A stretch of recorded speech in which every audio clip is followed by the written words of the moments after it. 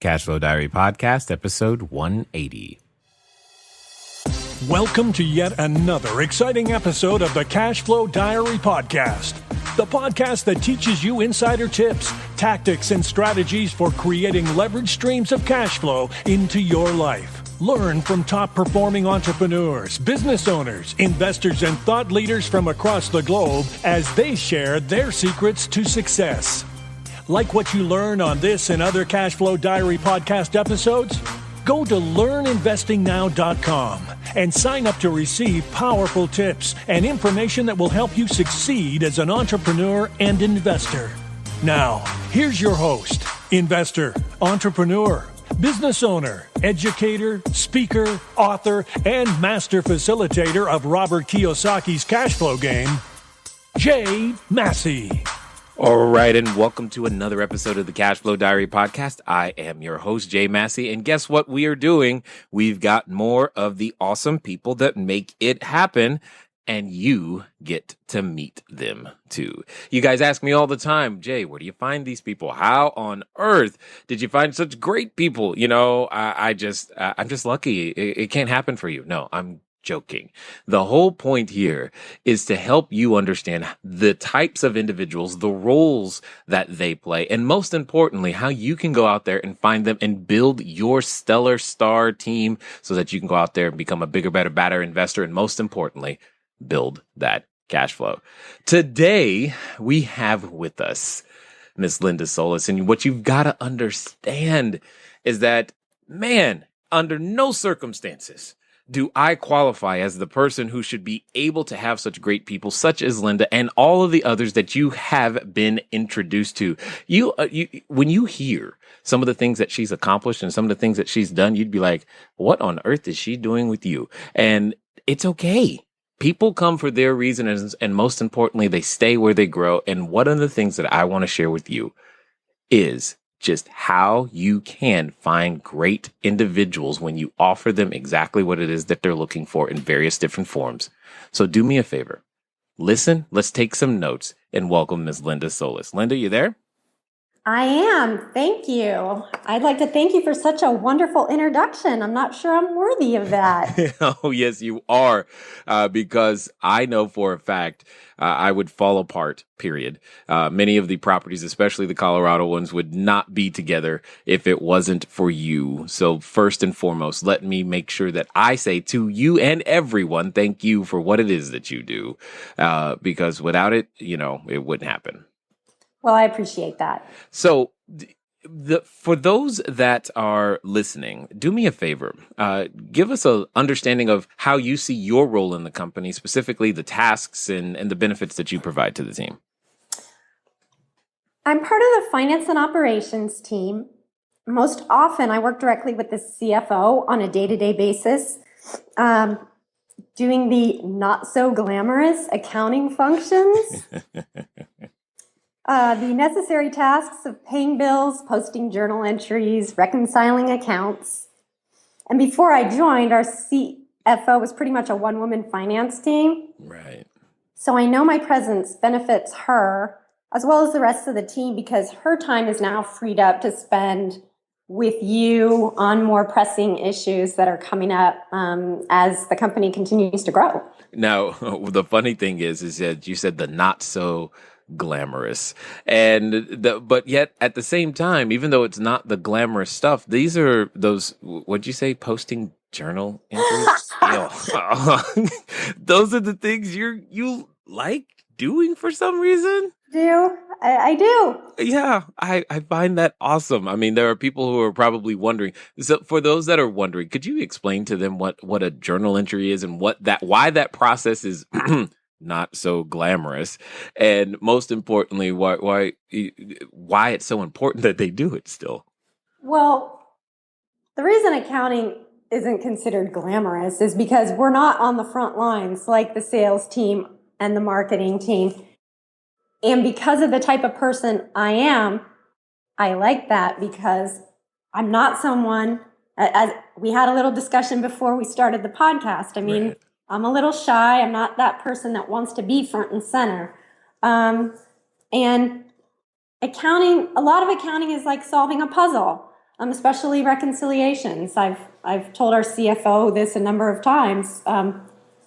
I love doing jigsaw puzzles, and reconciliations are solving puzzles, and there's always a right answer. Unlike marketing and sales, where it might be this, it might be that. You have to try a lot of different things. Ultimately, in accounting, you're going to get to the right answer. And well, journal entries, it's just a matter of putting your debits and credits in the right column and making sure everything balances out. That's awesome. Well, and the thing interesting, what I just heard is that there's always a right answer. And for you, that's a place where there's something, so you're like, okay, cool, I'm done. That's your sense of... It's a safety zone, yes. And it's also, this project is finished, check the box, move on to the next one. Yeah. Awesome. Okay. That makes perfect sense. Now, how long have you been here? Because I actually don't know myself now that I said that. I'm like, what? And when it came down to, especially when you first got here, how long did it really take you to grasp what it is that we're doing and what, what it looks like, etc.? Yeah, time flies when you're having fun, right? I've been working with the company almost 1 year now. Wow. I know. I'm still on an upward learning curve. I think I will be. And the way this company operates, I may always be on the upward learning curve, and that's a good thing. My day-to-day role is completely different than that of your marketing team, who I think eat, breathe, and sleep your vision and goals on a daily basis. My personal exposure is more periphery. So, I have an understanding of the company's vision and goals, but I'm more of a silent participant, if that makes sense. Yeah, no, that makes sense. There are some roles that are it's more necessary. It's more tangible for them to actually need to be involved with that on a day-to-day basis because they're helping make that vision, that presentation come to life.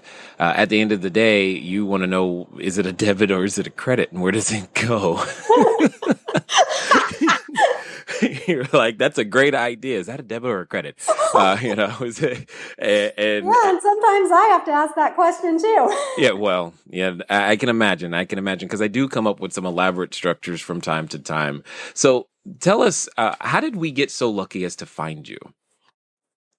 Well, in another life, I worked for many years with your current CFO, Jennifer, and we developed a very good working relationship as well as a friendship. And through her, I met you. Initially, I came on board doing small projects for a period of time. And then last year, about this time, she called me up and said, "Hey, when can you come to work full time?" And I said, "Now's a good time." So that's how we came together. So, and I like this idea because I think if we dig into the past, it'll help individuals find that accountant person type personality. So tell us a little bit about what you did before in your, as you said, previous life. Most of my career has been in the trademark licensing industry, both for consumer products and in the entertainment industry. And within that, I worked in revenue accounting. And then towards the end, I did some market research. So my background has always been in an analytical form. So analysis is one of my strong suits, or looking at something and saying, "Oh, does that make sense? That doesn't really make sense. I don't know if we should go that direction." Even though on a daily basis, you can be entrenched in the numbers, on a bigger picture, that helps you kind of step back and look at things and be able to analyze it. Got it. Now, you mentioned a word that I've actually not heard before, revenue accounting. That it made it sounds like there's flavors of accounting. So if you could elaborate on that a little bit, that'd be great. Basically, it's equivalent to accounts receivable. It's handling all the money that's coming in, which is what I like to do instead of paying money out. Oh, I see. So all the sales revenue, and on the licensing side, that's primarily royalties that are paid in, on the products that have been licensed. Got it. So here's a question.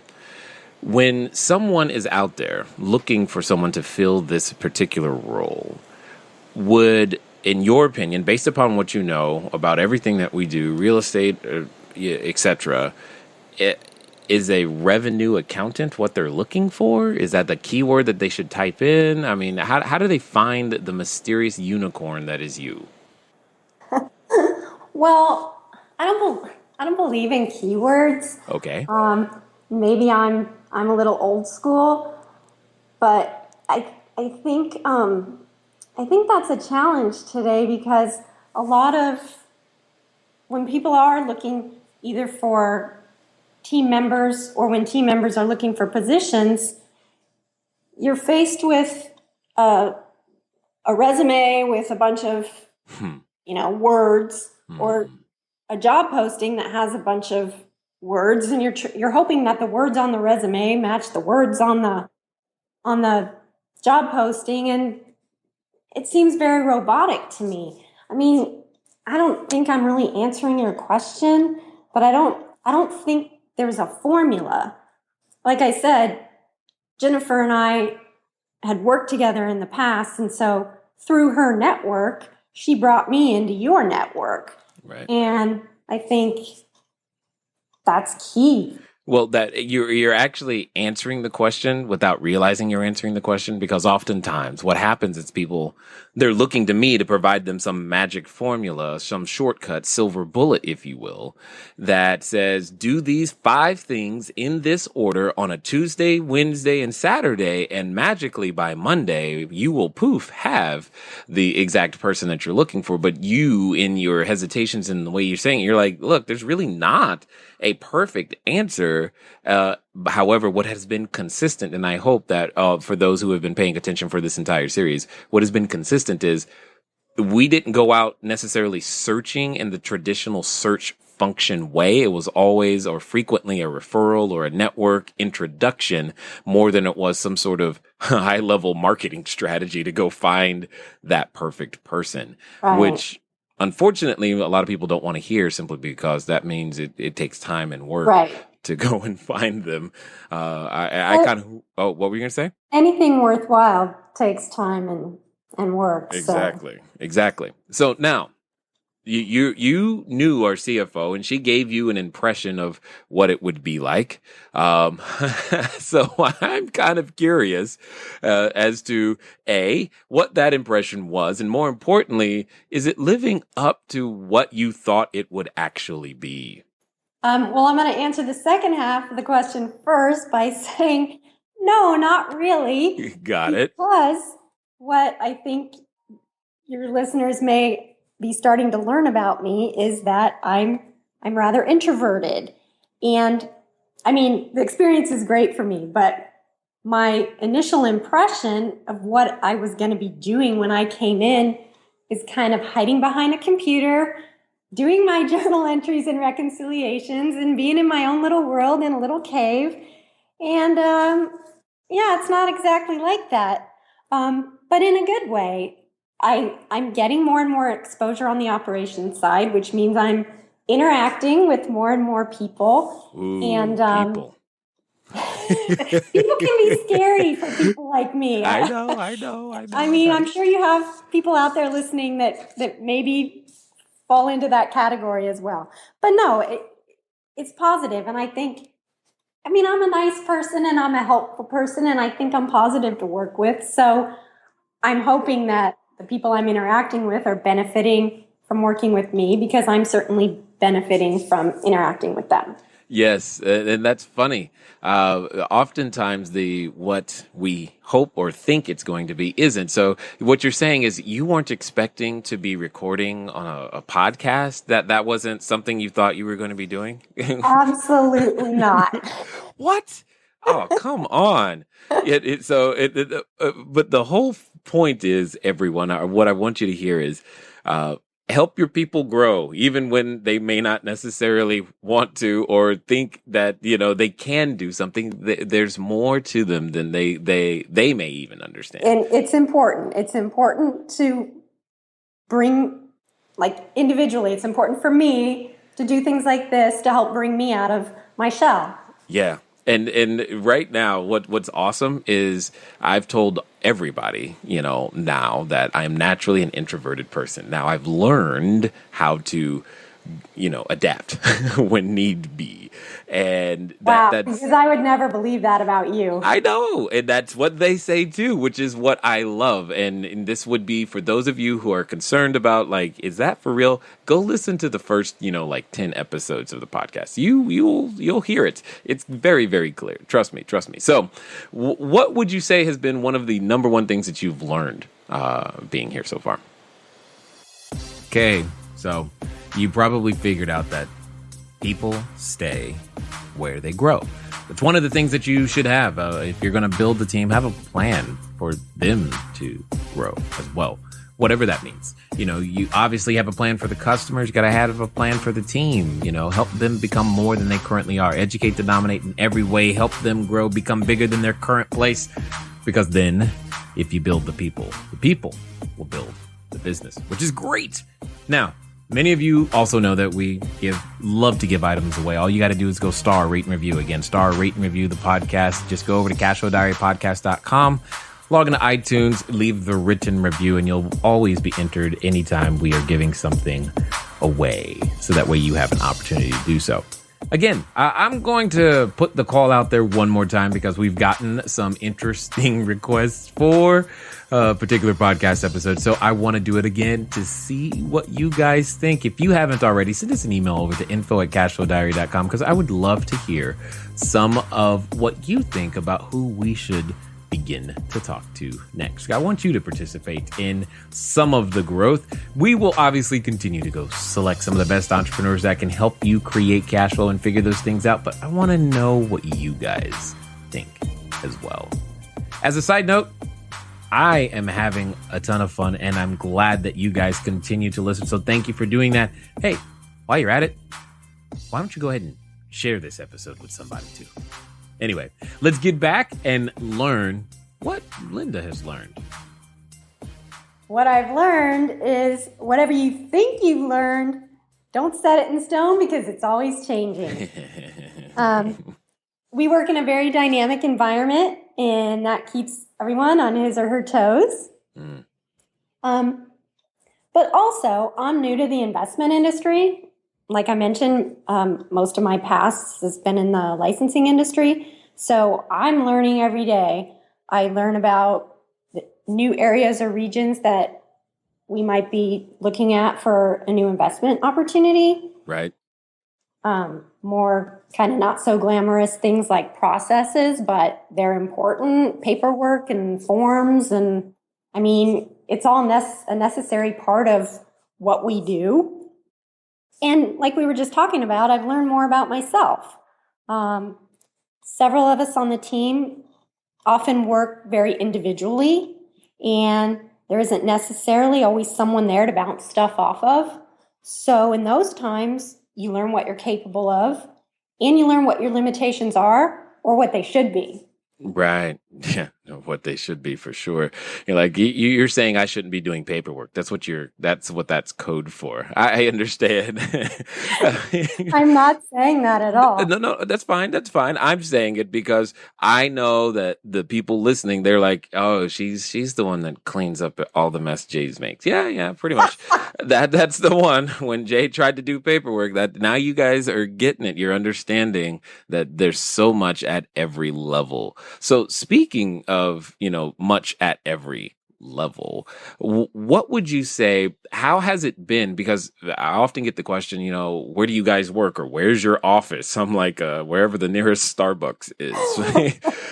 How does that work for you? I mean, specifically when the fact is, I mean, this might be the second or third time we've even talked this year. We email way more. We text, but we don't talk. So I'm curious to have everybody hear that how the virtual work environment kind of works out. Well, for me, it works great. This is the first time I've worked in an environment like this, and the freedom is great for one. But, I mean, even though, like I just said, you don't have people to always be bouncing stuff off of, it forces you to make decisions. And I come from a previous work environment where they didn't want anybody making decisions. All the decisions went through the at the very top level, and it kind of, I mean, you just kind of become dumb. And so I think it's really made me appreciate finding out again what I'm capable of. Yeah.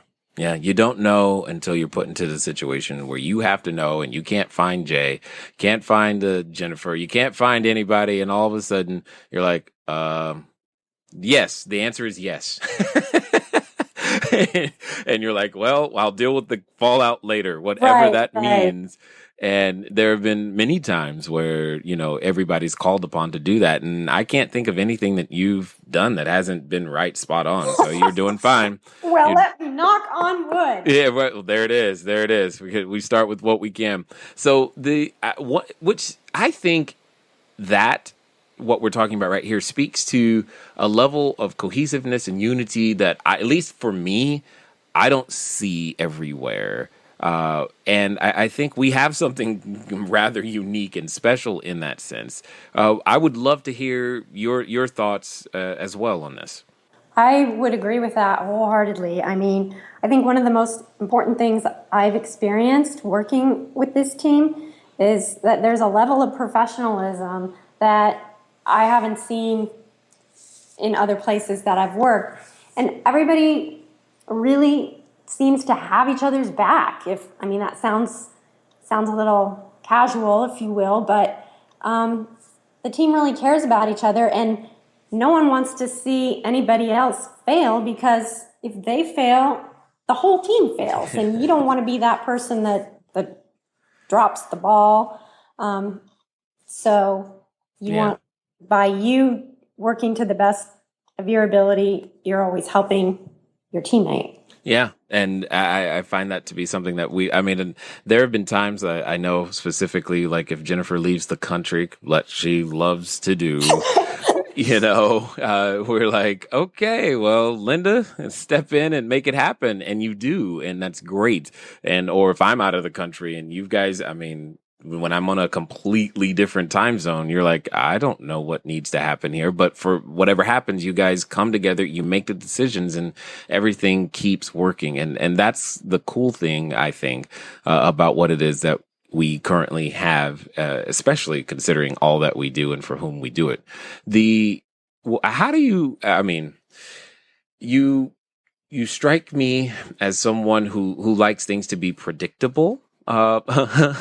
And that is like so not here at all. And we not only is it not predictable, it moves at what I call the speed of instruction. Some of people would call the speed of light. I'm curious how that comes down to you in terms of, hey, I wake up one morning and I've got this, and then all of a sudden, here we go. How do you receive those moments? Is that where you did you buy some stock in a alcoholic company because you're just like, man, this guy's going to drive me nuts? No, but maybe I should. You're right. The pace is really fast, and I don't think I've caught up from when I started, and I probably won't catch up, but that keeps me on my toes. And it can be stressful. You're absolutely right about that.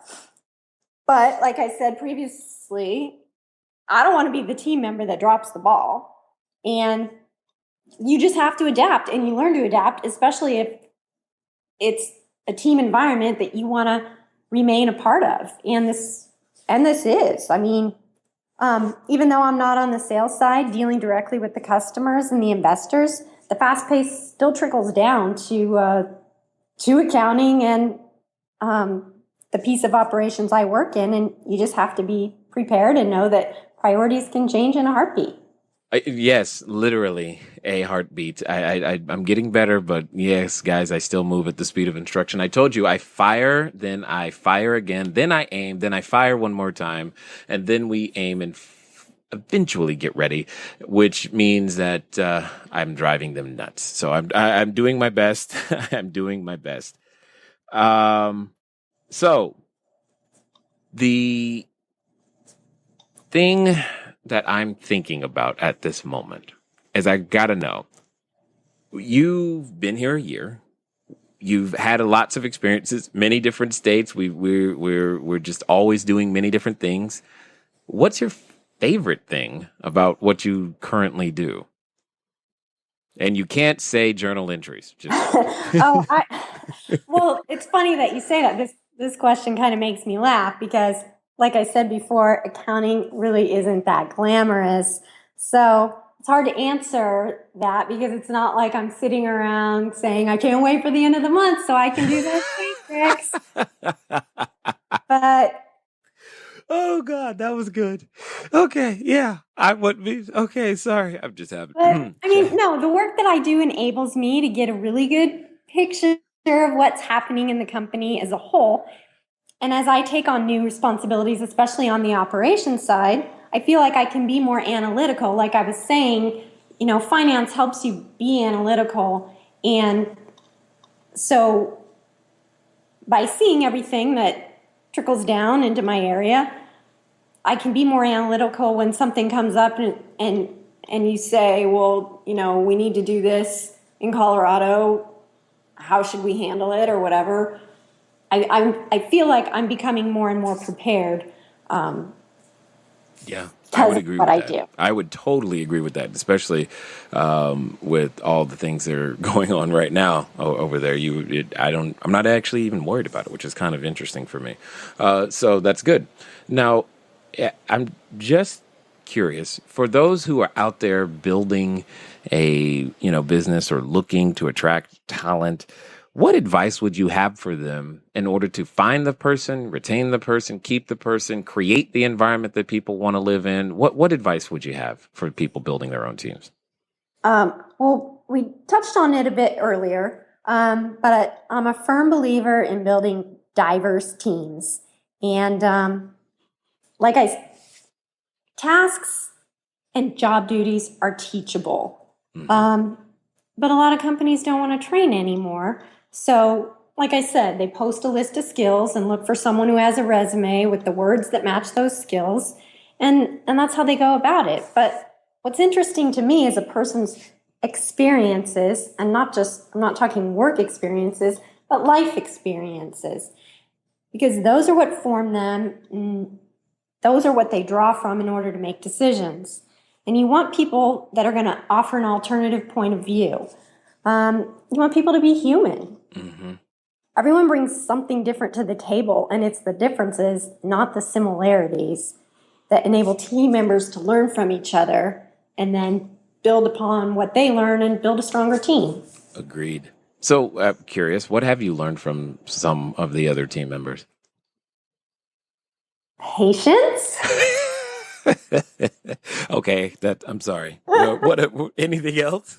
No, it's a hard question because I hope I've said throughout that I learn a lot every day, and sometimes you don't even realize you're learning it until maybe a couple days later, and you think, oh, I remember how so and so handled this situation when we were on the conference call, or when you see their response in an email, and you think that was very professional, that was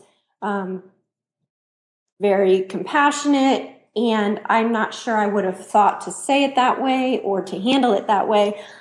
I learn a lot of those things because, like I said, I'm new to this industry, and although I feel like in general I can work with people and be compassionate and be human, different situations require different ways of expressing that.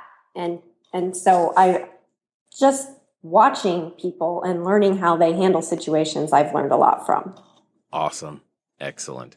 Well, one of the things that I do want to say is that I learn a lot from you guys as well. And one of the things that I can say unequivocally that I've learned, being and hanging around you and even in our virtual ways is just the fact of how important and how much creating a team is, because some people that's what they want to be a part of, and you came in, you wanted to be a part of a team, and you fit in perfectly and just do your role. And I'm just like, yes, you are that person that is a welcome relief of fresh air in a lot of ways, because those are the types of individuals that I think many people are looking for. Fortunately, everyone, I got her, you don't. Sorry, you can't have her. It's just, I want you to hear everything that you can hear so that you can go out there and find the people that will help you build your dream too. All right. So is there anything else that you want to share with anyone before we go? No, not that I can think of, but thank you for, again, considering me worthy of being part of your podcast. Yeah, no problem. You are here. The people want to know how we do all that we do, and you are an integral part of making that happen. All right, ladies and gentlemen, you know what time it is. It is time for you to move at the speed of instruction. What does that mean today? It probably means that you need to go to a networking group. You need to ask the people that you know, hey, who do you know that can have these skill sets? But most importantly, beyond the skill sets, one of the things you heard her say, and I agree with, is does the personalities, do they mesh? Do their life experience bring something else to the table? You can find those skill sets, those life experiences. Those are the valuable things that you and I can use to go out there and build great teams to deliver great services and products to our customers. And you know what, guys? It's been fun talking to you again. I look forward to talking to you soon. Until next time.